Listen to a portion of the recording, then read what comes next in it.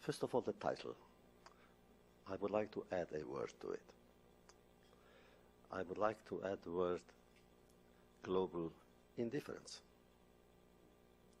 Because without it, all the other threats would not succeed. But when we have a global indifference, when the whole world is indifferent to our problems, to our experiences, to our hopes, to our joy occasionally, then we are in trouble, because then the world would be perverted. Second, whenever we discuss anything that touches the Jewish people and Jewish history, we must always approach it from almost from the historiosophical viewpoint. It's always a door, a philosophical door to our destiny. Now, I almost became part of Durban 1. Kofi Annan was Secretary General, and he created a group called, believe it or not, a group of the eminent persons, and that group was supposed to give its moral auspices to Durban 1. Kofi Annan called me and I said, of course, how can I say no? And then I got the program. I think even Anne sent it to me. When I read the program, I called up Kofi and I said, Kofi, I'm terribly sorry, I must resign. Because he had already announced the composition of the group. My name was on it. He said, why? I said, I have to see you. I came to see him, and I said, look, I cannot, because I realize now, from the program, that Durban 1, which is supposed to be a convention or a conference against anti-Semitism, is becoming a conference of anti-Semitism. Oh no, he said, you come and speak. I said, I am not going. And I resigned in protest from my membership. And I told Kofi, I said, we were very friends, very good friends when he was Secretary General. I said, I'm sure that it will be a blemish on the UN and an embarrassment to you as his Secretary General. I must tell you that he is an honest man, because he went to Durban and he sent me a message. He said, Elie, you were right. Now, what do we do? If 9/11 would not have happened, that day and that week would have carried Durban on its front pages, because the scandal was so atrocious. To have a Durban which is simply destined and directed and inspired by hatred toward the Jewish state and the Jewish people, it surely would have been the subject discussed in every home, at every meeting of all good people. But because of 9/11, of course, that became the front page. Now, one thing is clear. What is clear to me anyway, that anti-Semitism is still a subject that we must deal with. And to me, it's a source of astonishment. I was convinced that at least one success can be attributed to the tragedy of our people, that after Auschwitz there would be no anti-Semitism anywhere. And I would say, from the viewpoint of logic, if Auschwitz didn't cure the world of anti-Semitism, what could and what will? After all, Auschwitz could happen not because anti-Semitism was its only motive, but without it, it wouldn't have happened. There were other elements, no doubt, political and economical and racial, but surely, without anti-Semitism, there would have been no Auschwitz. And yet, immediately it's there. I thought it would take maybe 10 generations to come back. But then anti-Semitism actually never disappeared. When you are a student of history, or the history of literature, you are shocked to discover, even among the greatest writers, both in France and in Russia, is Dostoevsky or Marat, the greatest writers, you find anti-Semitism in them. In the 30s, my God, in the 30s, anti-Semitism. And some of them are great. So how could you combine greatness and hatred?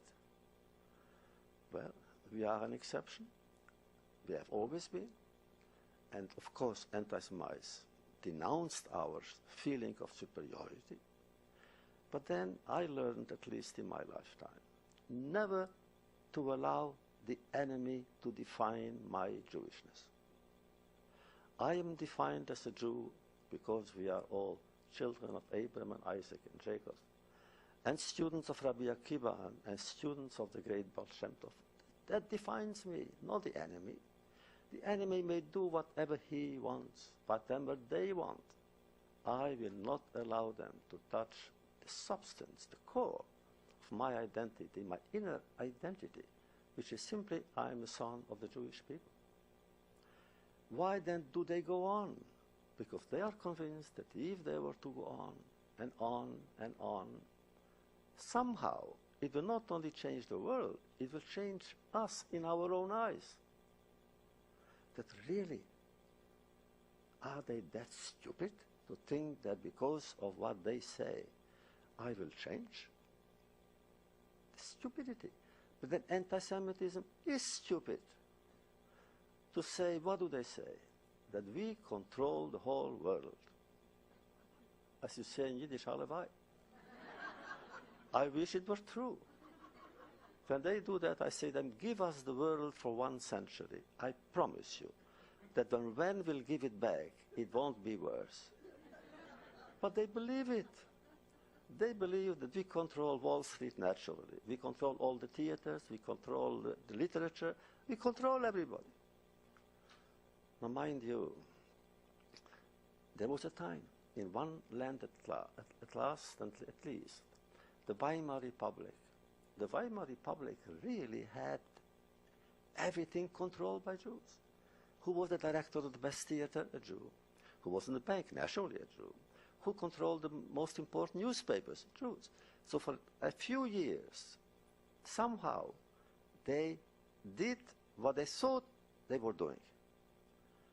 And that, of course, ended right away. For 12 years, they were right. And then came Hitler. How is one to explain the eternity of anti-Semitism? A religious Jew would say, Misinai, it comes from the hatred of the Jew, comes literally from Sinai, which means the moment God gave the law to the Jewish people at Sinai, together with the law came the hatred of those who were receiving the law. So old, because it's true. Anti-Semitism became universal, which means they accused us of being too rich or too poor, too universalist or too nationalist, too intelligent or too stupid, too learned or too ignorant. It's always too much. Somehow we live at the stage of excess. Whatever we are excessively what we are. Whatever we do it excessively in order to be perfect. So, what then can we do to stop anti-Semitism? We tried by assimilation. We tried, it didn't work.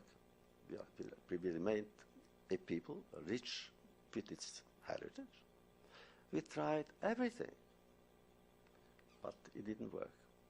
Its identity, when identity was in crisis, when identity was the object, we always did the right thing.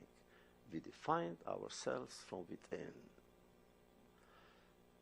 Now, on the other hand, you may ask, how come that anti-Semitism was so universal? Stalin and Hitler had nothing in common, except both of them hated Jews. Why? I don't know. Anti-Semitism is as much a mystery as our very existence. Then we go further. Zionism. Herzl was naive. He was convinced that the Jewish state would end anti-Semitism, because he became a Zionist only thanks to the Dreyfus trial, which he covered as a journalist. And when he saw and heard the crowds in Paris shouting death to the Jews, he said, what do you mean? I'm a Jew. They want my death? What have I done? Literally, that's how he thought. He writes about it in the Judenstaat. That's how he came. They hate us because we have no state. So let's have a state. I said he was naive, because it's not true. We have a state, but now the state is being hated. So what did he achieve? And there we say, no matter what, the price is worthy. It's a good price, a high price, but nevertheless, here we are. Now we can come furthermore, and we can say what's happening today. What's happening today is a disgrace. What we heard from Ambassador Bolton is so correct. The United Nations was a great ideal, after all, to bring together representatives from the entire world. Only read what the principles of the establishment of the United Nations were. Giving equality to everybody. Restore the dignity of every person and every group. After all, these are great, great ideas. But they have perverted it. Which means they used even the virtues, its own virtues, against a group, against a community. And who are we? We are, after all, the only people of antiquity to have survived antiquity. The only one. There were the Babylonians and the Romans and the Greeks disappeared, the ancient ones. Only we alone survived. How did we do that? Well, they hate us because of that. Sometimes you have the feeling, especially communism did it, said, what do you want from us? We want the whole world to be saved. And you speak to us about Jews. So leave us. No. We are part of history. And according to Rabbi Yehuda Halevi, we are the heart of history. When we hurt, it means the whole world is hurting. If something is being done to us, it is actually touching or destroying the whole world. But nevertheless, the fact that we are here is also a cause of anti-Semitism. For them, if we were to disappear, there would be no more anti-Semitism. And that's what they say. Assimilate, do that. Now here we are facing the United Nations. And to our shame, there is a man who is going to speak to there tomorrow. And there I would like two things. I would like to see that when he goes up to speak, the entire hall should be empty.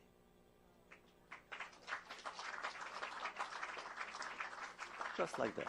Everybody should go out. And I would like some second thing, that when he leaves the hall and goes out into the street, there should be a few New York policemen waiting for him and arrest him. Just like that, to arrest him. And say you are charged with an intent of committing crimes against humanity. And they should read to him his own words. And therefore, we are arresting you. And you shall be sent to Strasbourg or to The Hague to face an international court charged with this crime. Because this crime, Ambassador Gold will tell you that legally, the only one, that the intent to commit this crime is already criminal. And charged with this crime, he must go there. What has been done to Pinochet should be done to him.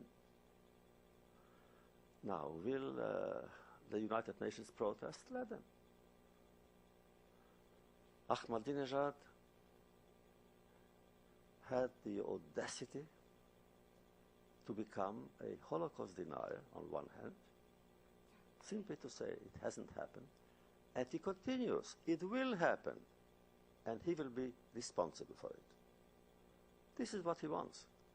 He wants to bomb or to destroy Tel Aviv and enter the history of Islam as the one who committed such a deed, a criminal deed, but great deed, against the people, the Jewish people.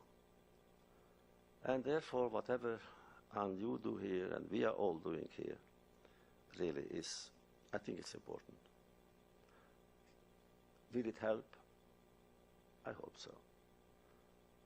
Since we are going towards Rosh Hashanah, we are all supposed to do what we call Cheshbon HaNefesh, the accounting of our soul. What have we done the last year? That's very important. These are important moments. I always believe, that's my profound belief, that life is not made of years, but of moments. And these meetings that we are participating in should be moments, special moments. And I will tell you one of my favorite stories. Whenever we come to impossible missions, before extraordinary moments, I think of this story, that once upon a time there was a sage, very courageous, who believed human rights for everybody. There is dignity in every soul. There is goodness in every human being. And therefore he chose a place where none of these exists, a kind of Sodom, modern Sodom. So he came there and he began walking the streets, one town after another, one street after another, saying, men and women, remember who we are, remember our duty, remember the dangers facing us, remember, remember, remember. In the beginning, because there was no such person who has ever spoken like that, they came to hear him. He went on. One day a child stopped him. He said, poor stranger, you shout and you shout and you shout, and nobody listens. Doesn't it bother you? He said, yes. Then why do you go on shouting? He said, look, my child, in the beginning I was convinced that if I were to shout loud enough, I will change them. But now I realize I shout and shout and shout, not because I will ever change them, impossible, but I don't want them to change me. Isn't that the definition, the best definition of what a Jew is? Thank you and Shana Tova.